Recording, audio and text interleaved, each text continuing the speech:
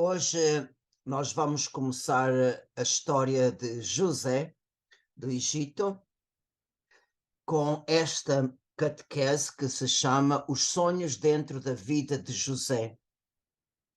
E a história de José começa do seguinte modo: Israel amava mais a José do que a todos os seus outros filhos, porque ele era o filho da sua velhice, e mandou-lhe fazer uma túnica adornada. Seus irmãos viram que seu pai o amava mais do que a todos os seus outros filhos e odiaram-no e se tornaram incapazes de lhe falar amigavelmente.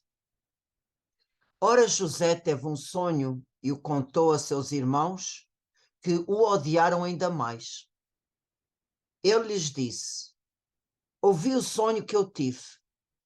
Pareceu-me que estávamos atando feixes nos campos, e eis que o meu feixe se levantou e ficou de pé, e os vossos feixes o rodearam e se prostraram diante do meu feixe.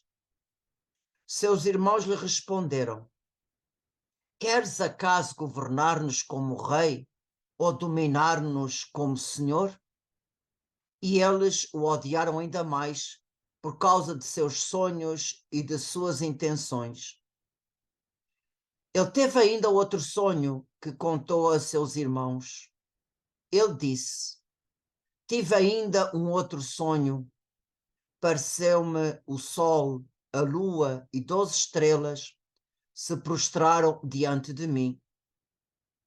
Ele narrou isso a seu pai e a seus irmãos, mas seu pai o repreendeu, dizendo: que sonho é esse que tiveste? Iríamos nós então, eu, tua mãe e teus irmãos, prostrar-nos por terra diante de ti? E seus irmãos ficaram com ciúmes dele, mas seu pai conservou o facto em sua memória. Portanto, a maior parte da história de José está marcada pelos sonhos. Mas aqui não se trata mais de aparições de Deus em sonhos, como foram os seguintes casos: o sonho que teve Abimeleque, onde o Senhor o previne que Sara era esposa de Abraão. Vemos isto em Gênesis 20. O sonho de Jacob sob a escada do céu em Betel, Gênesis 28. O anjo do Senhor em sonhos mostra a Jacob quais os machos que deviam cobrir as fêmeas, Gênesis 31. E o Senhor avisa Labão em sonhos para não dizer nada a Jacó por ocasião do seu reencontro, Gênesis 31. No caso de José, os seus sonhos tratam-se de premonições, isto é, sonhos proféticos que revelam acontecimentos futuros. E nós podemos desenvolver nesta catequese um primeiro ponto. Qual a importância dos sonhos na antiguidade? A antiguidade, como a ciência moderna, atribui grande importância aos sonhos, mas por motivos diferentes. A antiguidade via neles um meio do homem entrar em comunhão com o mundo sobrenatural. E a ciência moderna diz-nos que os sonhos são uma manifestação da personalidade mais profunda da pessoa humana. Estas duas perspectivas não são incompatíveis, pois se Deus age no homem e ele o faz no seu íntimo mais profundo.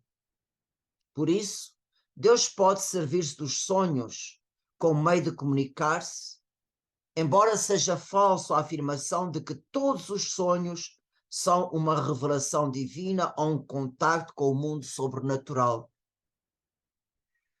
Os povos que são anteriores a Israel e os povos vizinhos viam no sonho uma revelação divina e a sua ocorrência entre eles era suficientemente grande para que os reis do Egito e da Mesopotâmia tivessem ao seu serviço intérpretes de sonhos.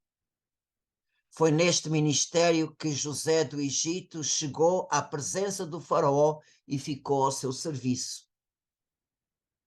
Apesar das provações que lhe sucedem e que lhe sucederam, no Egito, Deus sempre esteve ao lado de José para o abençoar, principalmente para abençoar o trabalho das suas mãos, ou então para defender José das insídias e das calúnias da mulher de Potifar, que lhe causou a prisão. Portanto, José, estando na prisão, em casa do comandante dos guardas, com o copeiro-mor e o padeiro-mor do faraó, estes tiveram um sonho e disseram-lhe: tivemos um sonho e não há ninguém para interpretá-lo. José lhes disse: é Deus quem dá a interpretação, mas contai-o. O copeiro-mor narrou a José o sonho que tivera. Sonhei que havia diante de mim uma videira, e na videira 3 ramos. Deram brotos, floresceram, e as uvas amadureceram em cachos. Eu tinha na mão a taça do faraó. Peguei os cachos de uva, espremi-os na taça do faraó e coloquei a taça na mão do faraó.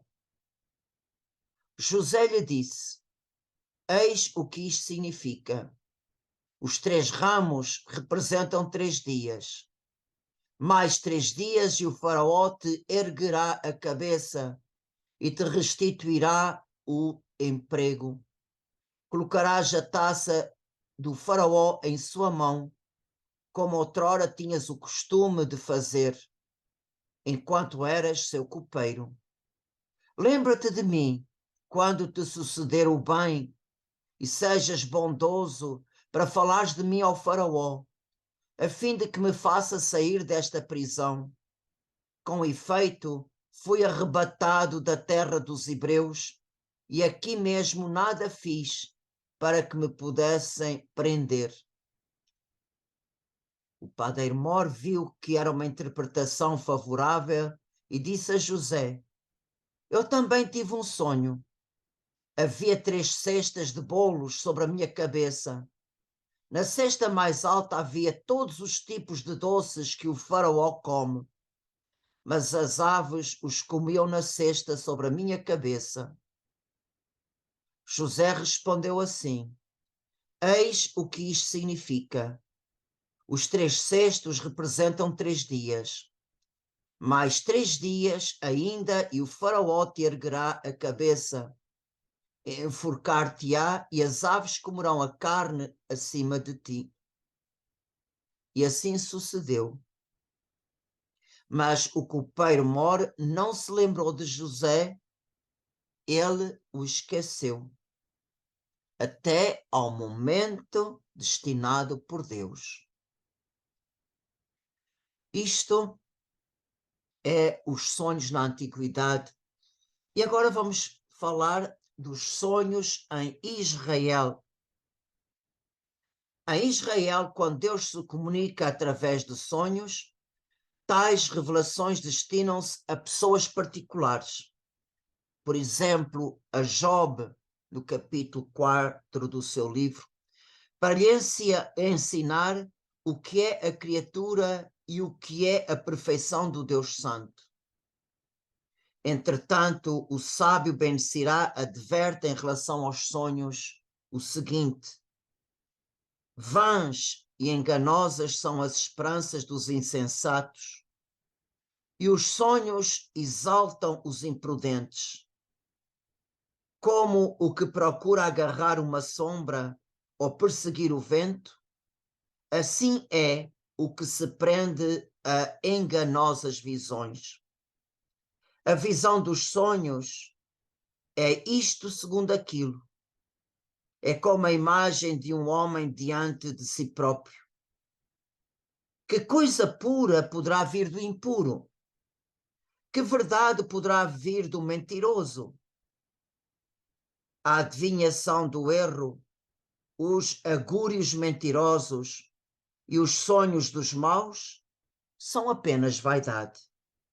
A não ser que o Altíssimo te visite, não faças caso dos sonhos, porque os sonhos extraviaram muita gente que pecou por ter posto neles a sua confiança.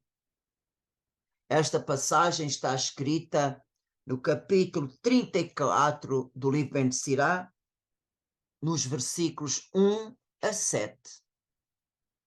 Na maioria dos casos, os sonhos que são meios de comunicação divina referem-se à revelação dos planos de Deus em relação ao seu povo.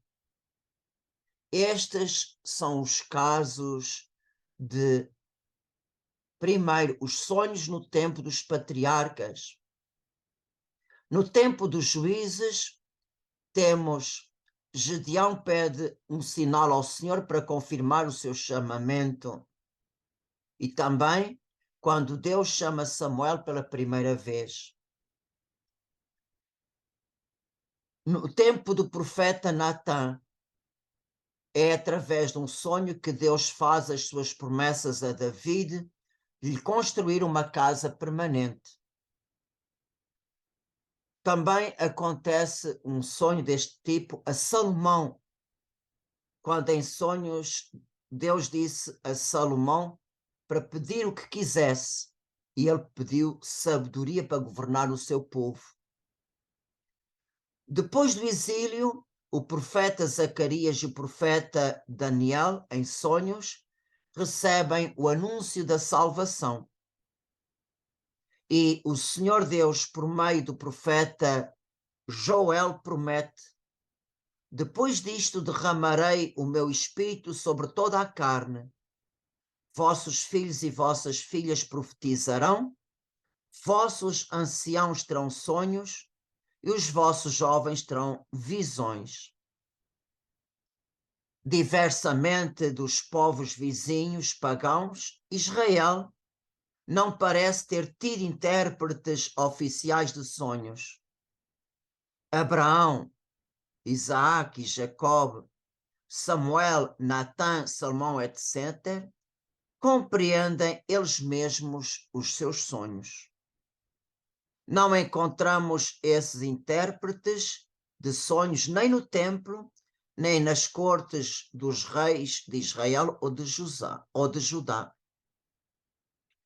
Quando o Senhor Deus dá sonhos proféticos a reis pagãos, como são os casos do faraó rei do Egito, ou Nabucodonosor no tempo do profeta Daniel, são os servos do verdadeiro Deus que explicam os mistérios contidos nos sonhos, e os intérpretes do rei foram incapazes de ter esta luz. Assim, os pagãos tiveram que reconhecer que só o Deus de Israel é o Senhor dos mistérios e que ele revela estes mistérios somente aos seus escolhidos.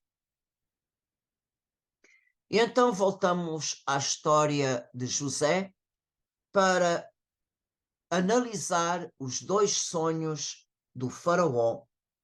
Isto está no capítulo 41 de Gênesis, versículos 1 a 7.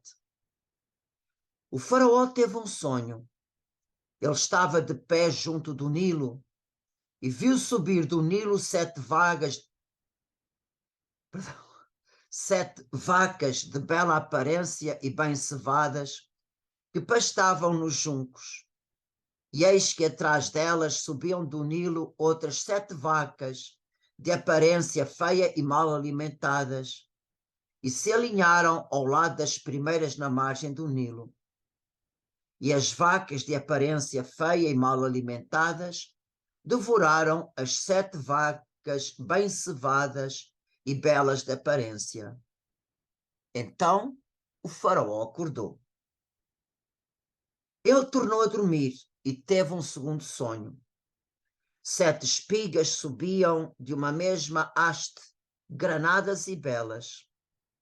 E eis que 7 espigas mirradas e queimadas pelo vento oriental nasciam atrás delas, e as espigas mirradas devoraram as 7 espigas granadas e cheias. Então o faraó acordou. Era um sonho. Quando o faraó quis saber a sua interpretação, e nenhum dos magos e sábios do Egito foi capaz de a dar, então o copeiro-mor lembrou-se de José, e ele foi chamado à presença do rei do Egito. O servo de Deus deu ao rei a reta interpretação dos sonhos, segundo a luz divina. José disse ao faraó: o faraó teve apenas um sonho. Deus anunciou ao faraó o que ele vai realizar. As 7 vacas belas representam 7 anos. E as 7 espigas belas representam 7 anos. É um só e mesmo sonho. As 7 vacas magras e feias que sobem em seguida representam 7 anos. E também as 7 espigas mirradas e queimadas pelo vento oriental. É que haverá 7 anos de fome. É como eu disse ao faraó, Deus mostrou ao rei o que vai realizar. Eis que vêm 7 anos em que haverá grande abundância em toda a terra do Egito. Depois lhes sucederão 7 anos de fome, e se esquecerá toda a abundância na terra do Egito. A fome esgotará a terra, e não mais se saberá o que era a abundância na terra, em face dessa fome que se seguirá, pois ela será duríssima. E se o sonho do faraó se repetiu mais 2 vezes, é porque o facto está bem decidido da parte de Deus e Deus tem pressa em realizá-lo. Além da interpretação dos sonhos, José deu também ao faraó a solução para enfrentar o tempo da fome. Agora que o rei escolha um homem inteligente e sábio e o estabeleça sobre a terra do Egito, que o faraó haja e institua funcionários na terra, toma a 5ª parte dos produtos da terra do Egito durante os 7 anos da abundância, e eles reúnam todos os víveres desses bons anos que vêm, armazenando o trigo sob a autoridade do faraó, coloquem os víveres nas cidades e os guardem.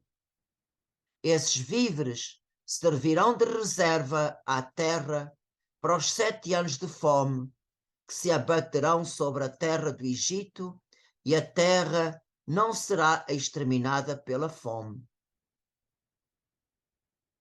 Imediatamente o faraó e os seus dignatários reconheceram que José possuía o Espírito de Deus.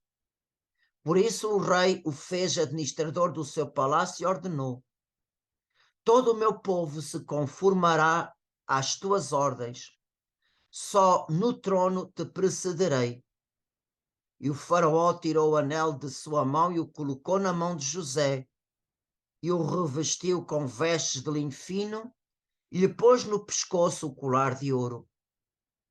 José tornou-se o primeiro no Egito depois do rei, e casou-se com Asenet, filha do sacerdote Dion. Tinha 30 anos quando isto lhe sucedeu.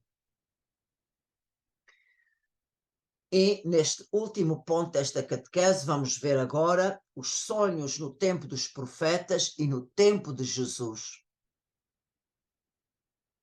Assim como no tempo dos profetas se distinguiram os verdadeiros dos falsos, assim também se denunciou os sonhos ilusórios, sem contudo negarem a origem divina dos sonhos dos próprios ancestrais. A Bíblia, desde o tempo do rei Salomão, por volta do ano 970 a.C., Até o tempo do profeta Isaías, por volta de 520 a.C., não menciona sonhos. Trata-se da época profética. A razão disto era que, neste período, o sonho foi considerado como uma forma secundária de revelação, quer seja para uma pessoa isolada, quer seja para os pagãos. Agora é a palavra dos profetas o meio por excelência que Deus se serve para falar ao seu povo. No Novo Testamento, o sonho não está completamente ausente. O Evangelho de São Mateus narra-nos sonhos semelhantes aos do Antigo Testamento. Por exemplo, sonhos para transmitir revelações aos pagãos. Os magos foram avisados em sonhos para não voltarem à presença de Herodes. Mateus 2. A mulher de Pilatos é avisada em sonhos para que o seu marido não se metesse no caso da condenação injusta de Jesus. Mateus 27. E o caso mais frequente nos evangelhos é aquele que se refere a São José durante a infância de Jesus.